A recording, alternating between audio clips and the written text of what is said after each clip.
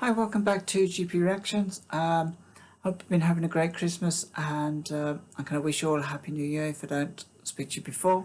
So I'm going to be reacting now to a song I've never heard, and it's quite a long track, and that's kind of like what's made me kind of curious to react to this. I do know The Streets, the name of the band, name of the group. I have heard a couple of tracks from theirs back in the early noughties. So I'm just kind of really curious because this is an 8-minute track. So I'm just gonna jump straight into it. It's actually from an album called A Grand Don't Come for Free, and it was from around about May 2004, the album. So without further ado, this is The Streets with Empty Cans.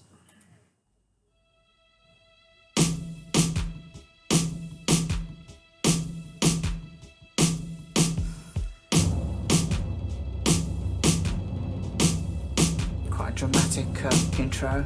If I wanna sit in and drink super tenants in the day, I will. No one's gonna fucking tell me jack. But can you rely on anyone in this world? No, you can't. It's not my fault there's wall to wall empty cans. Everyone wanted this to all go wrong for me from the start. It's fucked up that a man's life can just be attacked. Watching this morning with a beer is much better than relying on known cunts for mates I was given that don't have my back. Guys, I think this is going to be like a bit of a sweary one. I'm going to continue with it. I don't necessarily, I'm not a big fan of swearing in songs, but I think it, sometimes it's, I guess maybe it's necessary. Who knows? But I'm going to continue with this anyway. Wow. Okay.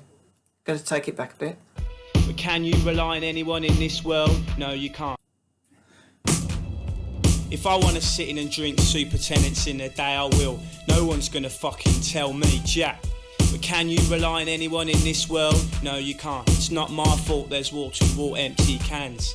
Everyone wanted this to all go wrong for me from the start. It's fucked up that a man's life can just be attacked. Watching this morning with a beer is much better than relying on known cunts for mates I was given that don't have my back. Scott texted me to say he'd have a look at the TV for me, but I laid it down, telling him to fuck right off, chap. Phoned this company out the yellow pages, told them to take away the TV, fix it quick snap.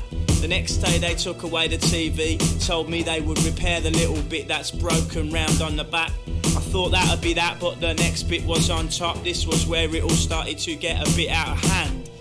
No one gives a crap about Mike, that's why I'm acting nasty. You know what you can do with your life, introduce it up your jacksie. Cause no one gives a crap about Mike, that's why I'm acting nasty.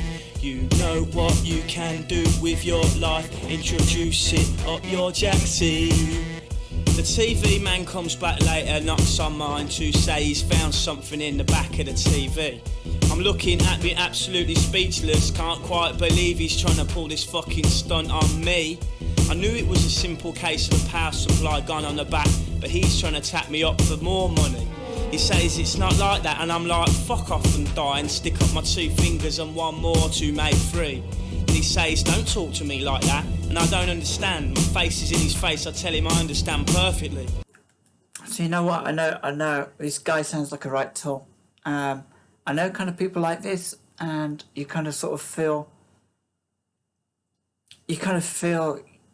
you're annoyed with them, but you kind of like, when they tell you the full story, you're thinking, maybe just kind of hurting somewhere, and just kind of lashing out at whoever, and drink and anger can never really kind of mix. But so far this guy sounds like a real tool. He's 2 minutes in, got another 6 minutes. I'm just wondering whether this story is kind of going anywhere.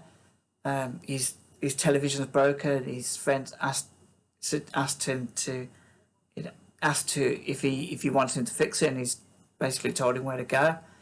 And now he's given the television. He's going to give the television people some grief too, by the sounds of it. And he grabs my shirt and I grab his face with my hand. So he brings his fist up and twats me a good one on my cheek. And I'm trying to pull his head down so I can knee it, but he's got my ear. He's twisting it round so much it's really hurting me. And we both go down on the floor and he pushes my head back onto the corner of the fridge, which is total agony. Then he gets up and runs out of the kitchen and out of the door, shouting stuff to me, slamming his door, shouting to me. So here I am in my house, drinking on my own settee. Everyone's a cunt in this life, no one's there for me.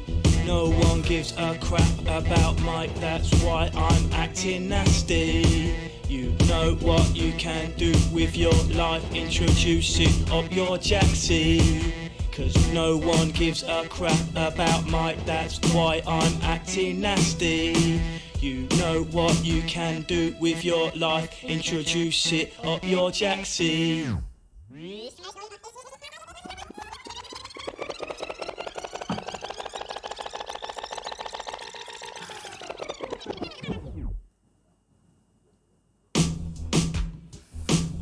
Okay, starting again.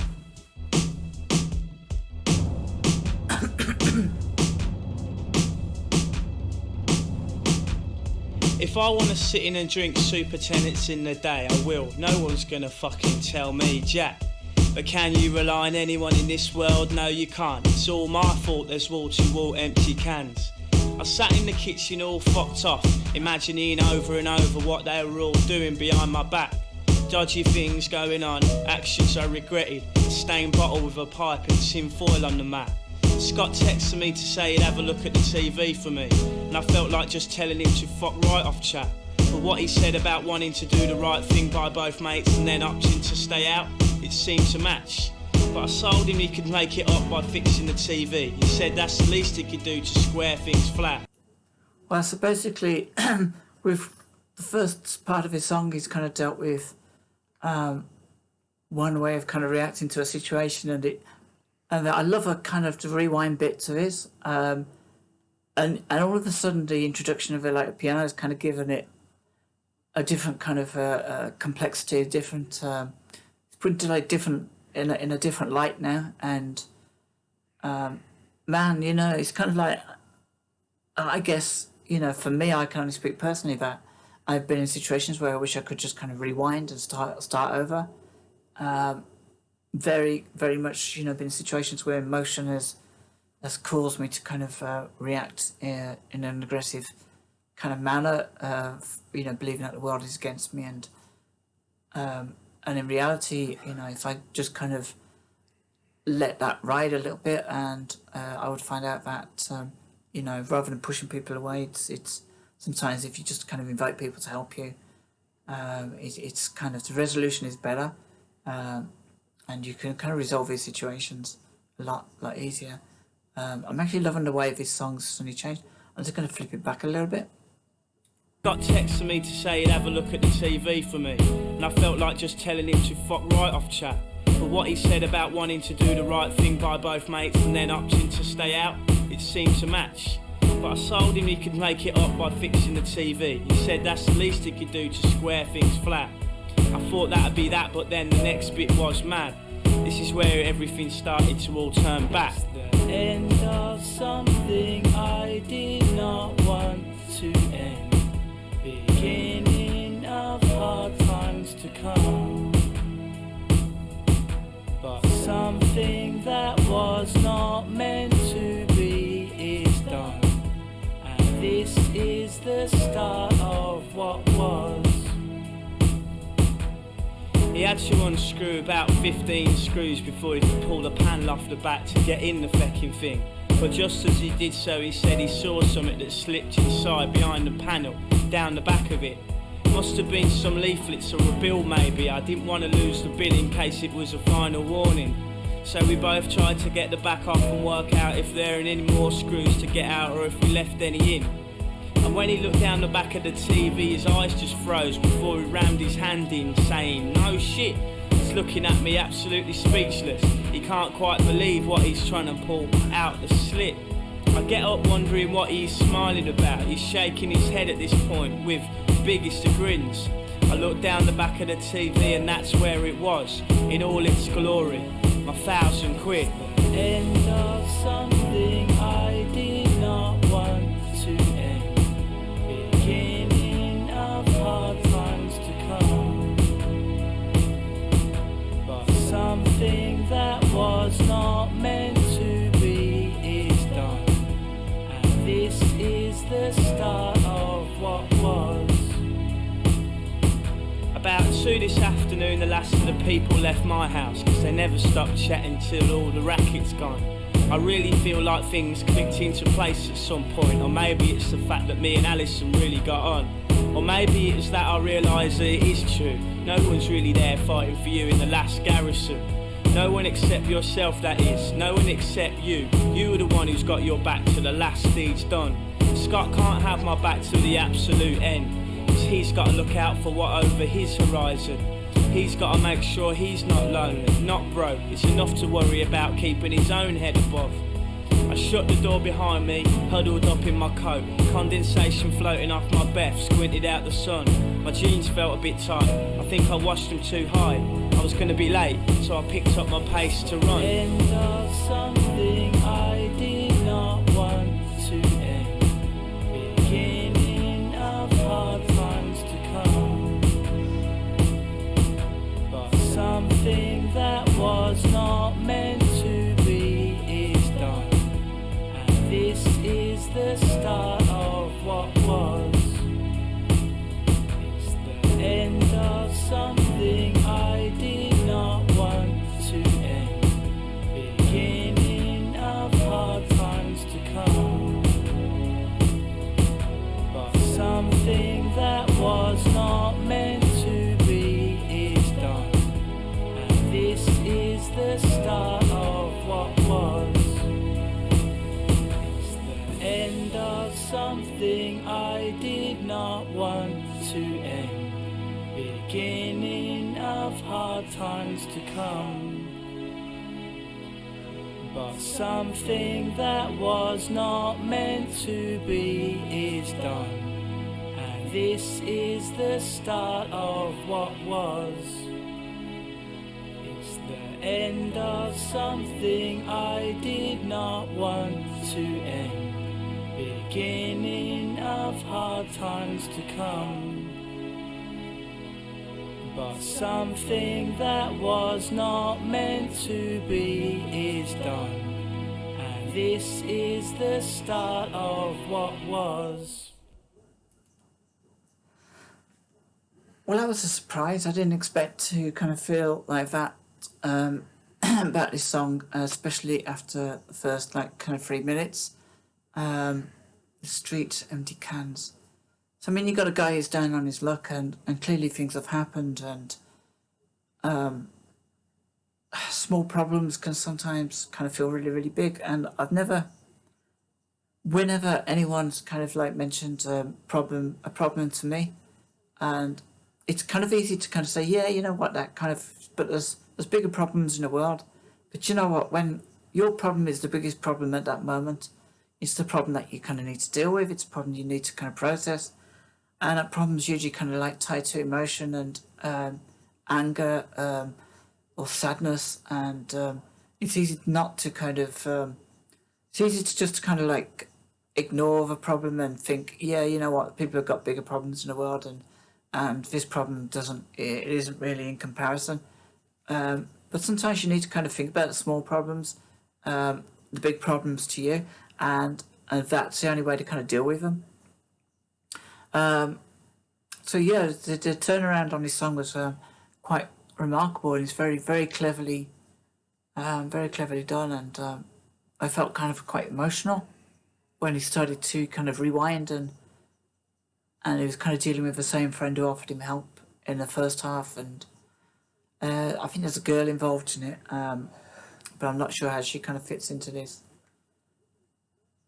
I know the singer was kind of brought up not too far away from where I live, a couple of miles, I think, from where I live, and so I kind of can relate to the culture of. I'm assuming it's unemployment, and drinking, and so I could easily kind of picture the scene he was painting, and I felt kind of very sort of sad for his attitude in the first half, that your kind of response to the problem is to actually start lashing out and blaming other people, but that's because sometimes the problems that we have, they can feel they can feel like they're kind of laced with barbed wire and very sort of I don't know, very kind of spiky affairs that we can't kind of fully deal with unless we essentially we kind of lash out and blame someone. But then the second half made up for that, and it kind of felt like there was redemption. There was hope. Do you know what I'm going to say? Is I love this song. It was brilliant, and it's very relatable. So I mean, I'm just going to kind of quickly kind of like Google it to see if there's anything any further kind of information I can learn about this. Okay, so this was like an interesting album, which I didn't realise it was. It's kind of like a concept album. Well, I say concept. The story it had a storyline throughout every track. It's about a kind of a guy who meets a girl, and he kind of loses that girl, but he also loses a lot of money, and he kind of then finds out that his best friend's actually seeing this girl, whether she's left him for his best friend. I'm not too sure, but clearly that would set you up for, I suppose, in his case, drinking a little bit too much, drowning his sorrows and lashing out. And on top of that, he's lost his £1,000, which eventually his friend kind of finds down his back of his television. These days, that's not really possible because of the how slim televisions are. I doubt that you could lose anything down the back of a television these days. But I'm kind of assuming that Poetic License has allowed for this money to be found in the back of his television after he's taken out enough screws to open it up. So yeah, it's really interesting idea for an album. I kind of like storytelling like this. This is like it's sometimes you kind of means more to me to hear a song like this because it feels very real, rather than some pretty much 99% of the songs that are released these days. This is very gritty, very real, and I'm pretty sure that we need kind of more poets like this. And I don't know whether I'm doing him a disservice to kind of label him as a poet, but it kind of feels like a kind of a form of poetry put to music. Yeah, man, I really enjoyed this. If there's anybody out there who likes the streets, who happens to come across this reaction, genuinely, this is the first time I've reacted to a street song on my channel. I normally react to kind of pop music and prog rock and stuff like that. So don't judge this too harshly. But I'd like to know your opinion. So if you are around, any Streets fans, please join me in the comments below, because this song has really kind of touched me, and it kind of gives me a lot of things to think about in life. So yeah, I've really enjoyed it, guys.